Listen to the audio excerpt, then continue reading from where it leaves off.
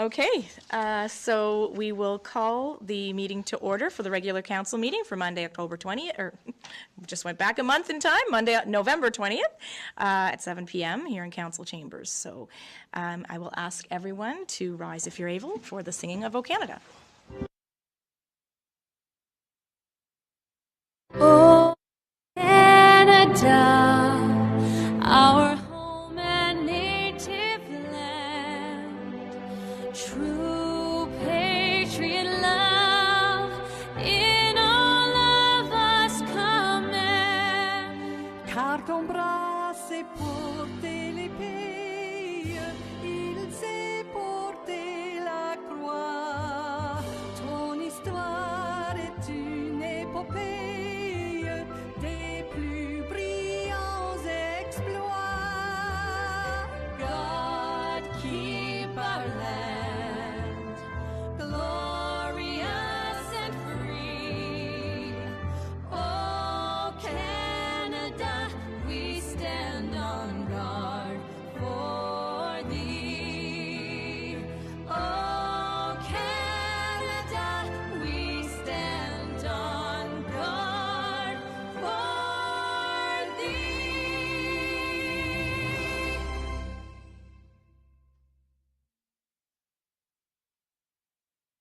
Thank you, everyone.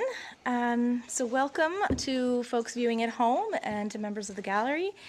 We will get on with the meeting, and I'll ask our CAO to do the roll call of councillors, please. Thank you, Madam Warden. District 1, Deputy Warden Sean Sampson. Present. District 2, Councillor Michael Digdon. Present. District 3, Councillor Melanie Sampson. Present. District 4, Warden Amanda Mumbercut. Present. And District 5, Councillor Brent Sampson. Present. Right. The roll has been called. Thank you, CAO. I will ask if there are any items that need to be added to the agenda. I know I had one for Festival of Trees. Were there any other items to add? Okay, so then I think it's the addition, I think the second reading for the amendments to the Almaden Municipal Planning Strategy and Land Use Bylaw to allow for small-scale campgrounds and recreational vehicles to be used as seasonal main dwellings or seasonal accessory dwellings as of right within the Rural General Zone and Rural Resource Zone, and to insert the accompanying definitions. So we'll add that item as well, the second reading. Are there any other items to add? Okay. Hearing none, I will ask for a motion to approve the agenda. So moved. Thank you, Councillor Sampson. Can I have a seconder, please? I'll second. Thank you, Councillor Sampson. Any further discussion on the agenda? All those in favor, please say aye. Aye. Those opposed? Okay, that motion is carried. Okay, the next item is the review of minutes from the public hearing of October 23rd. Those were provided in the package in advance. Are there any errors or omissions in the minutes? Okay, hearing none, could I have a motion to approve, please?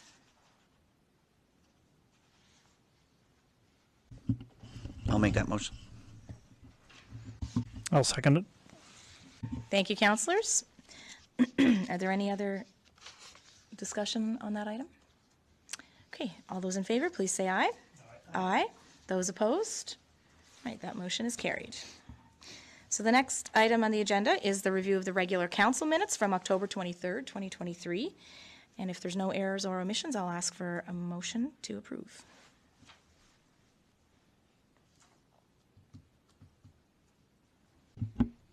I'll move the approval of the minutes of October 23rd. Thank you, Councillor Sampson. Could I have a second? I'll second that motion. Thank you, Deputy Warden. Is there any further discussion? All those in favor, please say aye. Aye. Those opposed? Okay, that motion is carried. So we are in regular council, and that's an opportunity for us to have a question period before we read our Committee of the Whole reports and the Planning Advisory and Heritage Committee meeting report as well. So we'll open question period for folks who are watching at home. The number to call is 902-226-9885. That's 902-226-9885. or if there's anyone in the gallery who would like to ask a question, you're welcome to come up to the podium. And I will ask for folks who are watching from home to be sure to introduce yourself. Let us know who you are and where you're from when you're calling in. Okay, we'll just give it a minute for the delay.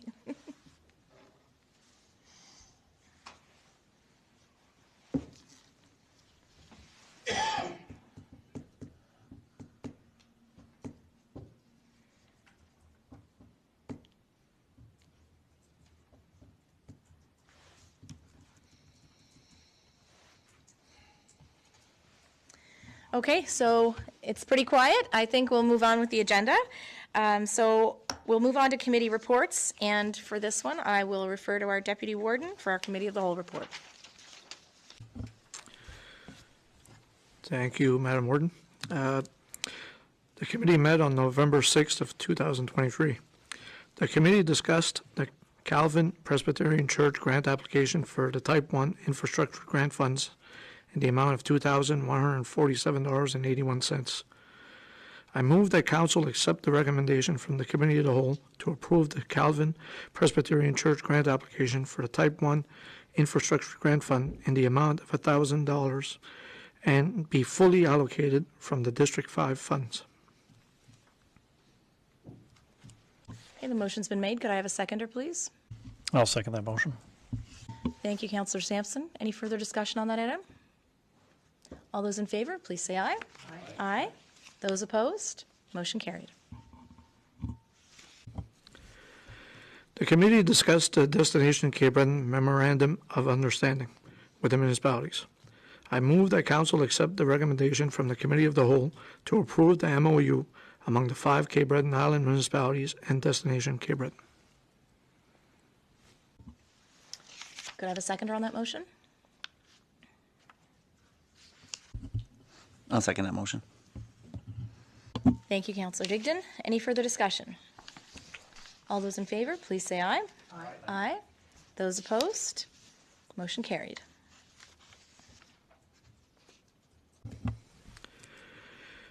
The committee discussed the Hearts Ability Wreath fundraiser and unanimously agreed to refer the request to staff.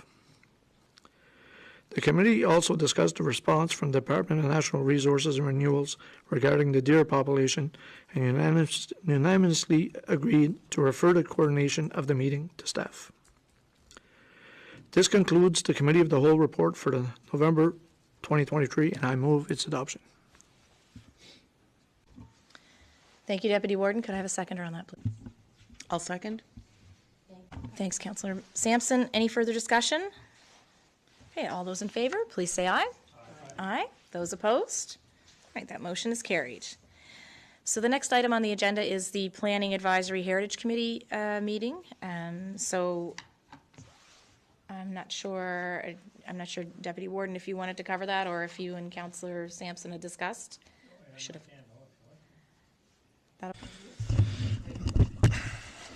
The committee met on November 14th, 2023. The committee discussed the Municipality of the County of Richmond Municipal Planning Strategy and Land Use Bylaw.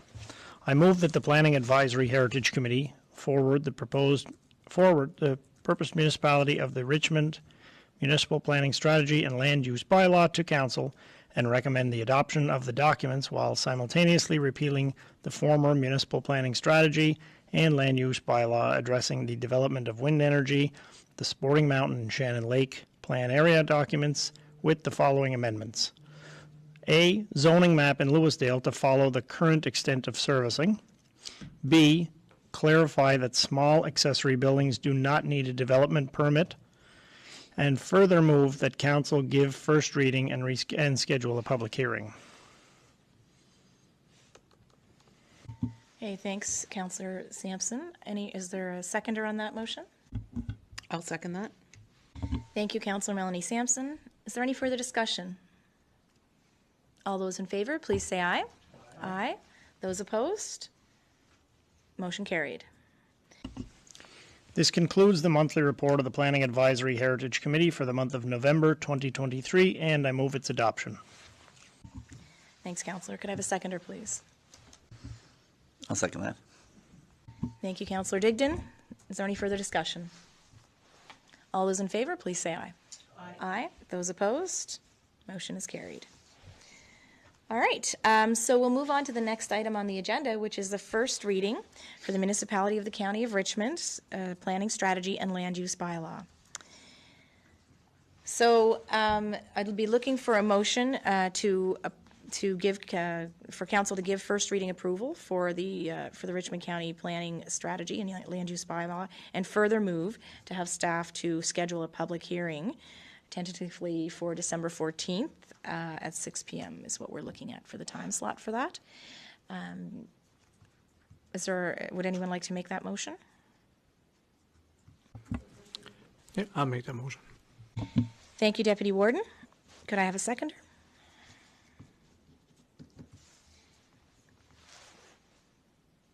I'll second that. Thank you, Councillor Melanie Sampson. Is there any further discussion?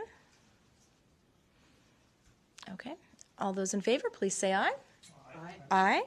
Those opposed? All right, that motion is carried. Thanks, folks. And so I guess we'll look at the December 14th at 6 p.m. for the public hearing on that matter. Okay, so the next item on the agenda is the second reading for the RCMP Advisory Board bylaw. So this is as mandated by the MGA, as I'll remind folks. The purpose of the bylaw is to establish the Municipality of the County of Richmond RCMP Advisory Board as mandated by the Nova Scotia Police Act, subsection 57(1), a body to provide advice to council related to the enforcement of the law, the maintenance of law and order, and prevention of crime. So I would be looking for a motion that council gives second reading approval for the RCMP Advisory Board bylaw. I'll make that motion. Thank you, Councillor Sampson. Could I have a seconder, please? I'll second that motion. Thanks, Deputy Warden. Is there any further discussion? I guess, and of course, I will mention we've had an RCMP advisory board in place, but this is just to make sure we are in alignment with the MGA. It's a little housekeeping item, so we do appreciate the efforts of the members of the public who are already participating in that process as well. So, so all those in favor, please say aye. Aye. Aye. Those opposed? All right, that motion is carried. Okay, so the next item on the agenda is regarding the École Beauport sidewalk and driveway paving project and additional accessibility projects at various municipal-owned facilities. We were provided with a briefing note on this item that kind of outlined what staff was bringing forward as a recommendation to council. And maybe, Troy, if it's okay with you, I could hand it over to you to give us a quick little summary just so the folks at home are aware. Okay. Perfect. You'll need to just press your button. Yes. Yeah. Forgot my button. Yes, with the new Municipal Capital Growth Program, we reviewed our capital projects that are on the list approved by council from budget, the ones that would apply, and we need a motion from council to go with our application so we can hit the December 13th deadline. And we had Madam Warden, and we had previously allocated these to come out of another grant, so that will open that up for us to have further discussions at budget time to see how we want to reallocate that, if we're successful.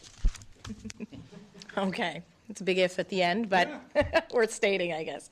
All right, so do councillors have any questions about the projects that were slated? These were basically on our capital plan and things that we had identified as a priority. Any questions or concerns about what staff has put forward?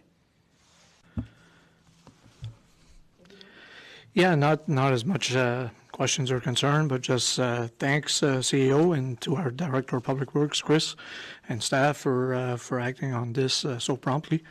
I think, I think it's a great idea and a great approach on our end. As you mentioned, we had approximately $244,000 set aside on our SSGF fund. So if we can leverage this municipal growth program fund and get this project done, I think it's very important, and I appreciate the promptness. Thank you. Thanks, Deputy Warden. Any other comments or concerns from staff, from council for staff? Just wondering how so it was determined the order of preference. So just curious as to the decision-making, why the sidewalk was prioritized over accessibility to our own facilities.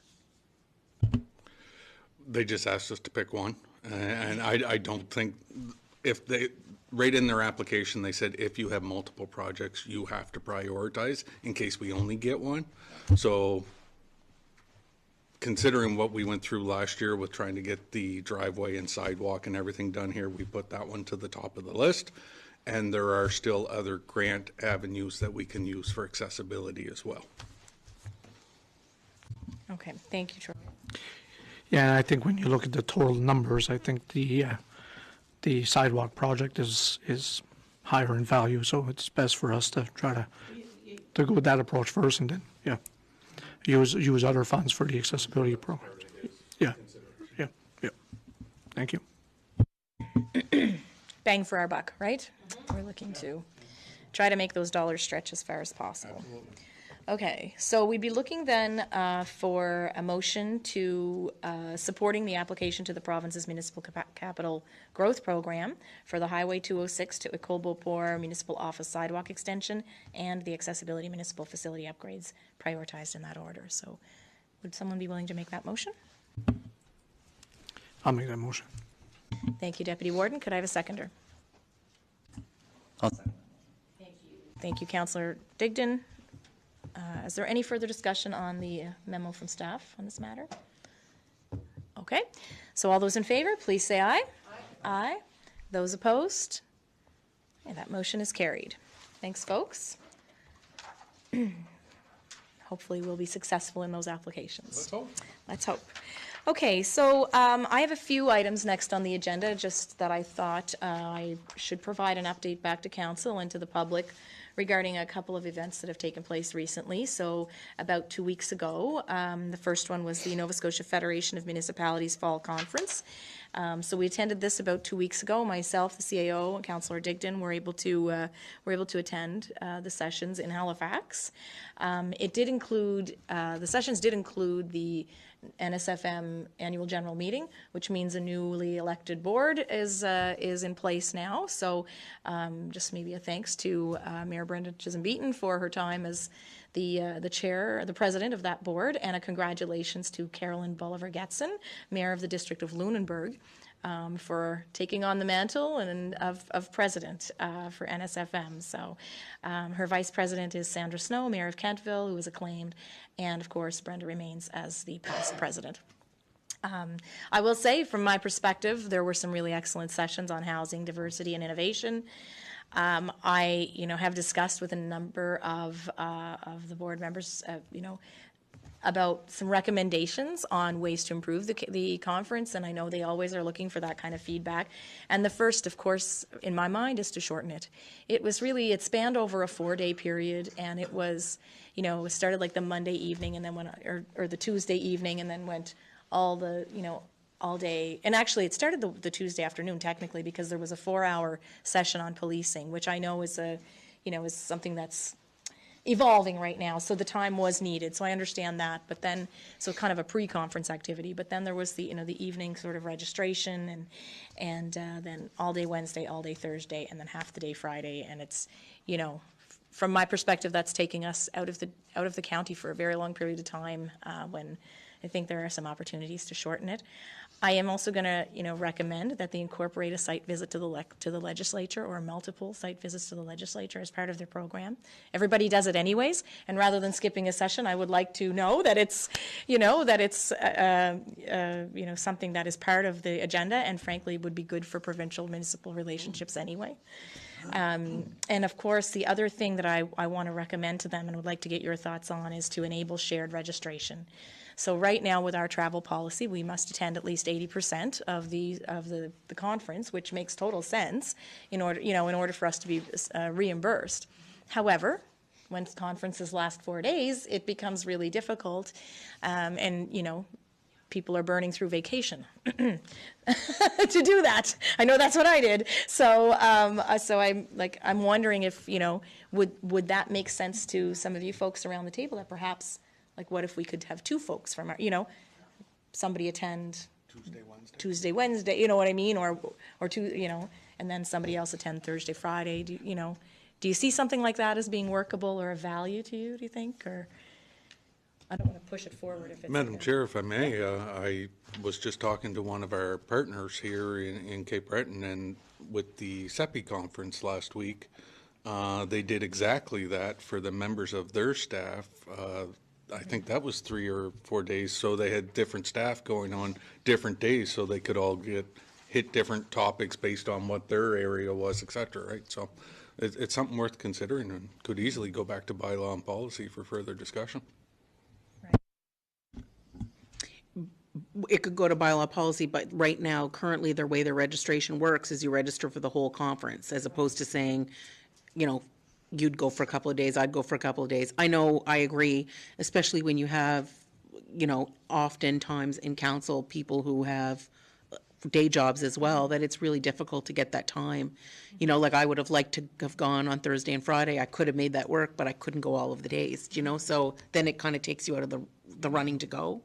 And I think if we want to be more inclusive, I think that's a great plan. And then I think if they would agree to that, then through bylaw policy, we could talk about what the travel would look like for that. And I think it's a small price to pay to get more people to go and make it less painful. And then you could also have each person just come back and report to council what they heard at the sessions, or provide a written report or whatever. There's definitely ways to work around that. Okay, thanks, CAO and Councillor Sampson. So if there's no objection, I don't think we need a motion. I will provide that in my feedback on the evaluation, and hopefully, and I'll continue to discuss it with members of the board, and hopefully we can make an arrangement of some kind. Okay. Any other questions for Troy or Mike or I about NSFM? I will say it's a valuable networking opportunity, and I learn a lot at those sessions, but just could stand to be condensed. Councillor Digdon.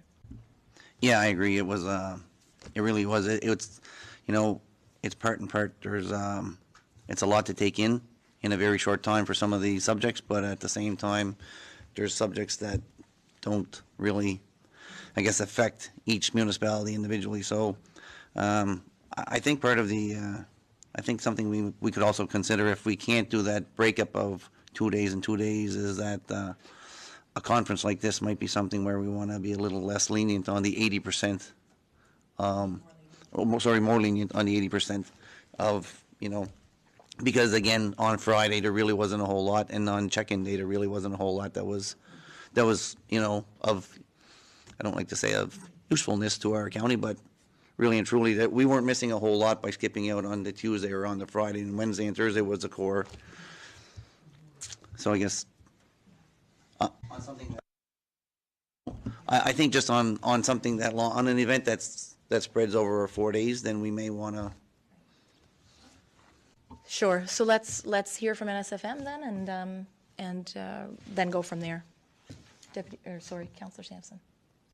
One other thing, I don't know whether you'd want to suggest it, and I don't know whether they'd want to entertain it, but I feel like, I could be wrong, but I feel like FCM conferences run right into the weekend, do they not sometimes? Like they'll run Thursday to Sunday or something like that, which might help some people with taking less vacation time, right? Like these are always during the week, and I think we all agree it creates an impediment for those working during the week. Whereas if you had something that was, instead of Friday, it was Sunday, and you could back it up a couple of days or move it forward a couple of days, it would require taking less time off of work. It may be more accessible for more people. Yeah, no, that's a great point, Councillor, and it's certainly something I've brought up before. Didn't really get a lot of traction on, but maybe I'll just slide it into our recommendations here as well. Madam Warden, I like that suggestion about going to Province House as well. Would you like to elaborate on what we were hearing at Province House? No? No, I think it's just, I think it makes, you have all of those municipal officials in the capital city. It makes a whole lot of sense in my mind to make sure that we're taking advantage of that opportunity, connecting with our MLAs, and yeah, okay. How good would it be for them to see all of us up there too? Really? In Yeah. the gallery. Yeah, that's right. Okay, that's great. So if there's no other questions on the NSFM, I'm going to move us on to the next item on the agenda, which was the Bredoy Lakes Collaborative Environmental Planning Initiative, CEPI, honoring Two-Eyed Seeing Conference. I do want to just, I think I've said it before, but it really was a groundbreaking event, first of its kind, that was held in Membertou last week. It included guided cultural journeys, including land-based learning workshops, fortress tour, and Sky River Trail presentation. The whole event was emceed by Senator Dan Christmas. It included an opening gathering with cultural music and dance. There were 4 plenaries throughout the 2 days of the conference and 28 concurrent sessions called Wisdom Circles. So there was a lot of content, and all of that content came through basically a call for proposals that was done several months back, and that was the level of response that we received. We could have filled, I'm sure, another 7 days of content, but we were able to, to narrow it down to 28 concurrent sessions, if that's called narrowing. But there was lots of really great knowledge and wisdom shared. The response, as I mentioned, was overwhelming. There were over 400 registrants, and there were, from looking at the room at the Membertou Trade and Convention Center, there were over 400 people there at the beginning, and there were over 400 people there for the very last session. There was a high level of interest, and people stayed till the very end. The Two-Eyed Seeing concept that was kind of born here in Unama'ki by Dr. Elder Albert Marshall. It's obviously spread throughout the continent and beyond. I had someone today tell me that they had done a bit of some thesis work on the Two-Eyed Seeing concept, and they were pulling articles out of Australia about this concept. So it's definitely something that's had a global impact. The presentations and participants were from all over, really, North America, from the Yukon to the northeastern U.S. and lots of folks from Ontario. So I think it was important for Richmond County to be part of that work, and I do want to take the opportunity to thank Council again for their support. There was a strong environmental and sustainable development discussion point as part of the conference too, which I think is important for us, given that we have water on both sides, all sides of our county, both the lake and the ocean. So, so is there any questions on the CEPI conference? I will also say stay tuned, because you will likely be doing a bit of summary on the CEPI website about it, and maybe that is something that we could link to, because we're trying to figure out a way that we can take the conference experience and kind of virtually digitize it. I also have to mention that there was a Mi'kmaq simultaneous translation available at the conference in the main conference room, not at all the breakout sessions, and I was able to listen in on part of that, and the women who were doing that simultaneous translation deserve a medal, because some of the terms don't even they didn't exist, and they just were champions at it, and I think it was a really amazing thing to be part of and to hear that going on, so very cool. Okay, if there's no questions, then I'll move us on to the Richmond County Council and Village of St. Peter's joint meeting. And I know you were all there, but I did want to pop this on the agenda just to ensure that members of the public were aware that this had been a public meeting that was advertised, first of its kind. I don't believe we've ever held a joint meeting officially with the Village of St. Peter's. And in doing some post-meeting interviews with Talil in particular, it really came to my attention that many people are not aware that the Village of St. Peter's is a municipal unit. They operate independently of the county.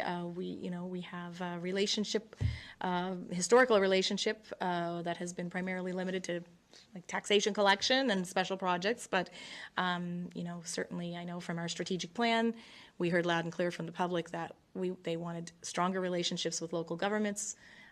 The village would be one of those governments. Certainly looking forward to strengthening the relationships with Bodledek and the town of Port Hawkesbury as well. But just wanted to kind of let folks know that had happened, and I don't know if you've had any feedback as a council on that joint meeting, but I'd be happy to hear about it, and maybe look at planning something in the future to repeat. So, any comments on that, councillors? Okay.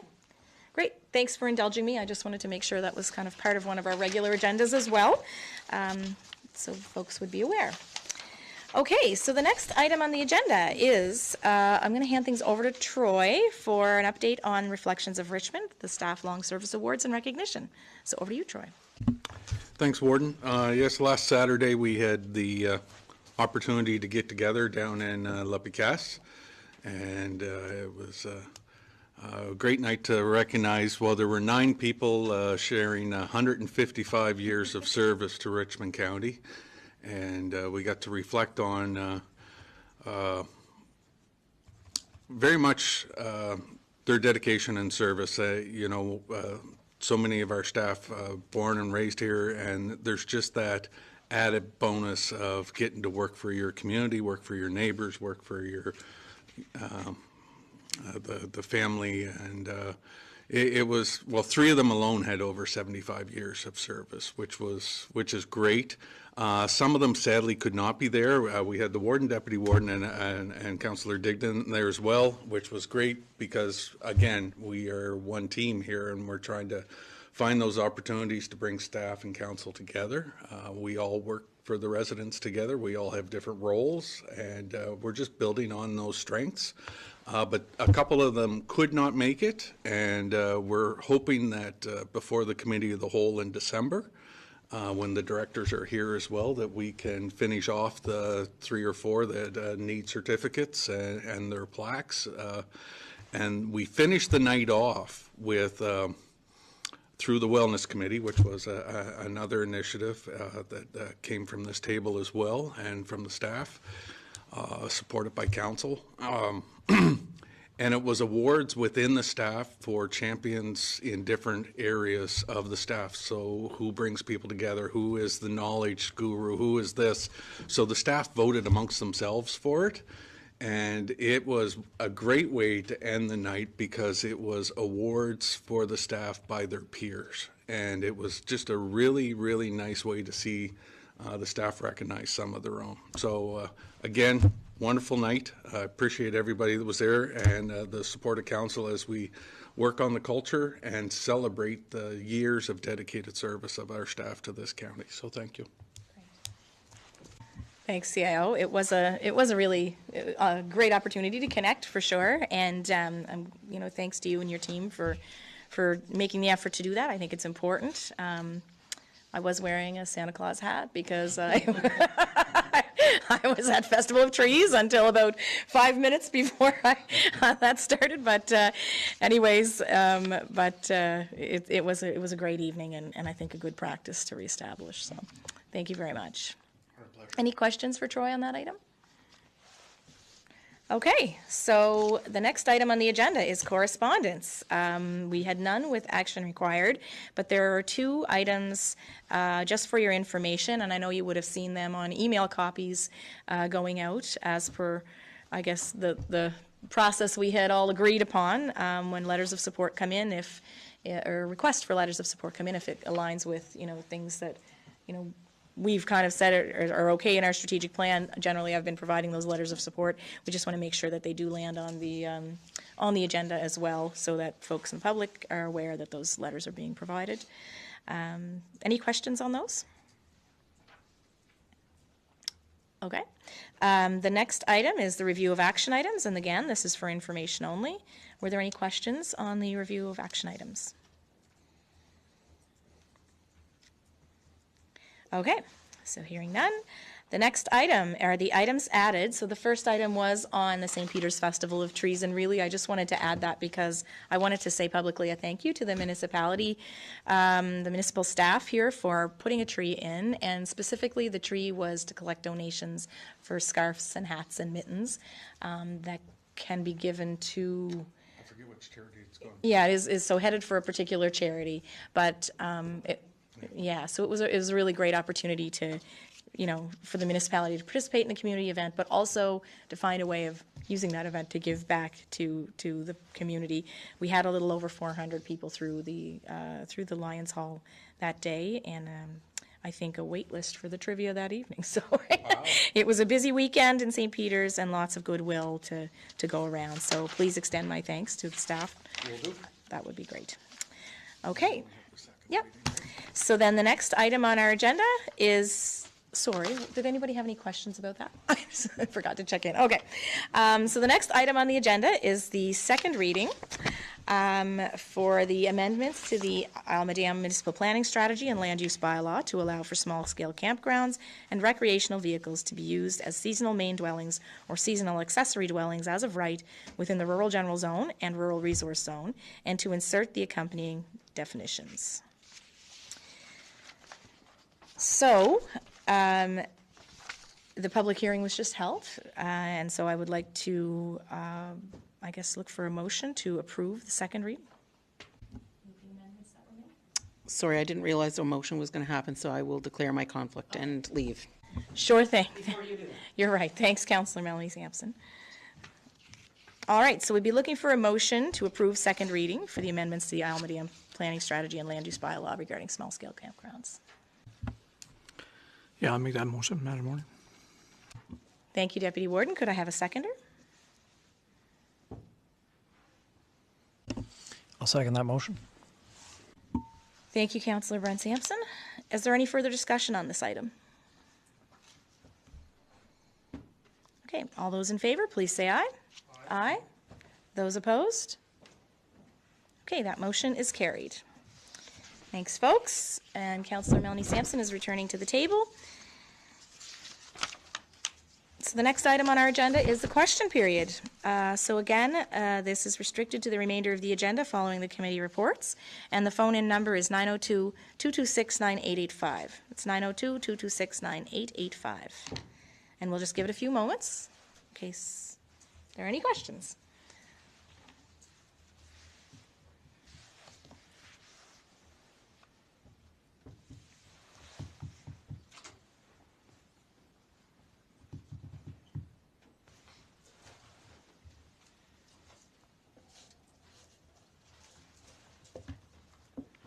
Okay. You think that's enough time? I'm thinking we're probably past the delay. All right. I will have to actually specifically time it next time. So, okay. So it's quiet, so we will move on from question period, and I'll ask for a motion to move us in camera, please. So moved. Thank you, Councillor Sampson. Could I have a seconder, please? I'll second that. Thank you, Councillor Digdon. All those in favor, please say aye. Aye. Aye. Those opposed? Okay, that motion is carried. So thanks, folks, and we'll just give it a minute for the technology to catch up.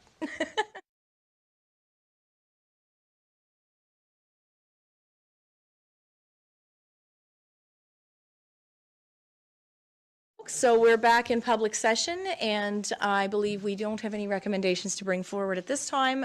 So there being no further business, we will consider the meeting adjourned. Thank you, everyone, and have a great evening.